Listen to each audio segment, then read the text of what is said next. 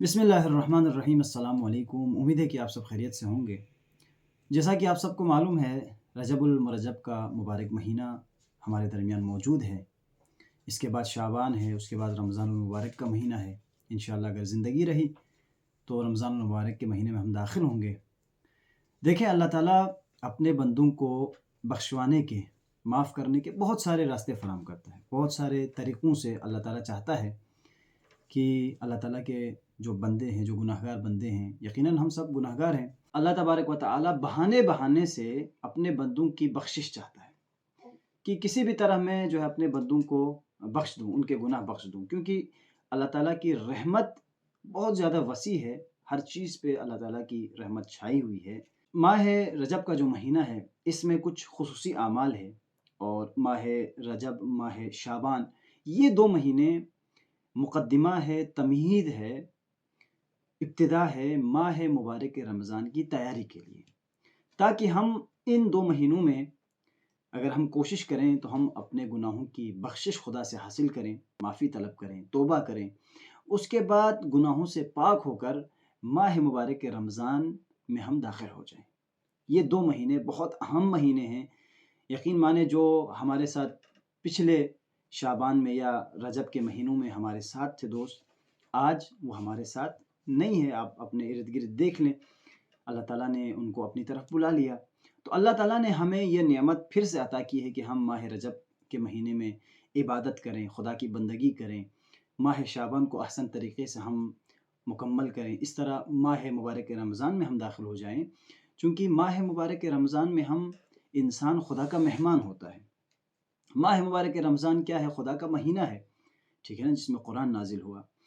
تو ہمیں کوشش کرنی چاہیے کہ رجب اور شعبان کے ان دو مہینوں کو اس طرح سے گزاریں کہ ہم بہترین طریقے سے ماہ مبارک رمضان کا استقبال کر سکیں، اور بہترین طریقے سے ماہ مبارک رمضان کو ہم گزار سکیں۔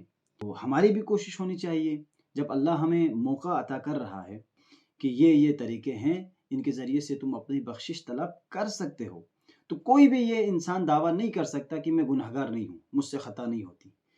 بطور انسان، ہر انسان سے خطا گناہ ہو جاتا ہے۔ تو ہم نے کوشش کرنی ہے کہ ان مہینوں کو احسن طریقے سے ہم گزاریں، کیونکہ یہ مہینے رحمت، مغفرت، دعا کی استجابت اور پتہ نہیں کتنی چیزیں، کتنی برکتیں لے کے یہ مہینے ہماری طرف آتے ہیں۔ اگر ہم ان مہینوں کو غنیمت نہ سمجھیں، نعمت نہ سمجھیں، اسی طرح ہاتھ سے جانے دیں، تو ہم یقین مانیں ان مہینوں کی جو برکات ہے ان سے جو ہے ہم رہ جائیں گے۔ اس مہینے میں ایک ورد ہے جو پورے رجب کے مہینے میں 1000 مرتبہ آپ نے پڑھنا ہے۔ ورد کیا ہے؟ استغفر اللہ ذی الجلال والاکرام من جمیع الذنوب والاحسام۔ یہ ایک ذکر ہے چھوٹا سا، آپ نے اس ذکر کو پورے مہینے میں 1000 مرتبہ آپ نے پڑھنا ہے۔ اور یہ حدیث کے جملے ہیں کہ جو شخص اس ورد کو ماہ مبارک رجب کے مہینے میں 1000 مرتبہ پڑھے گا، خدا خود فرماتا ہے کہ میں اس کو جنت کی بشارت دیتا ہوں، اور میں اس کے سارے گناہوں کو بخش دوں گا۔ اگر میں نے اس کے گناہوں کو بخش نہیں دیے، اگر میں نے اس کو جنت میں داخل نہیں کیا، تو میں خدا نہیں ہوں، میں خدا نہیں ہوں، میں خدا نہیں ہوں۔ یہ جملے ہیں۔ تو کوشش ہم نے کرنی ہے کہ یہ چھوٹا سا ورد ہے، اس کو ہم پڑھیں۔ اور اسی طرح روزے کا جو ثواب ہے ماہ مبارک رجب میں، ماہ مبارک شعبان میں، قیامت کے دن صدا دی جائے گی این الرجبیون، کہ ماہ رجب میں روزے رکھنے والے، عبادت کرنے والے، خدا کی بندگی کرنے والے کہاں ہیں؟ تو اس وقت جو بلند مقام و مرتبہ ہوگا جو عطا کیا جائے گا بروز قیامت، جن لوگوں نے ماہ مبارک رجب میں روزے رکھے، خدا کی بندگی کی، خدا کی عبادت کی، ان کا مرتبہ اور مقام دیکھ کے لوگ تمنا کریں گے کہ کاش ہم بھی زیادہ سے زیادہ ماہ مبارک رجب میں روزے رکھتے۔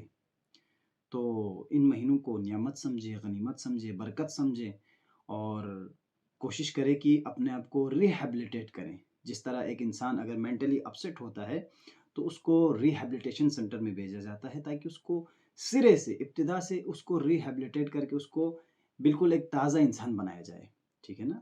تو ہم نے کوشش کرنی ہے کہ ان مہینوں کو اپنے آپ کو ریہیبلیٹیٹ کریں، اپنے جو گناہ کیے ہم نے ان کی مغفرت، ان سے توبہ، کیونکہ ان اللہ یحب التوابین، خدا بار بار توبہ کرنے والوں کو بہت پسند فرماتا ہے۔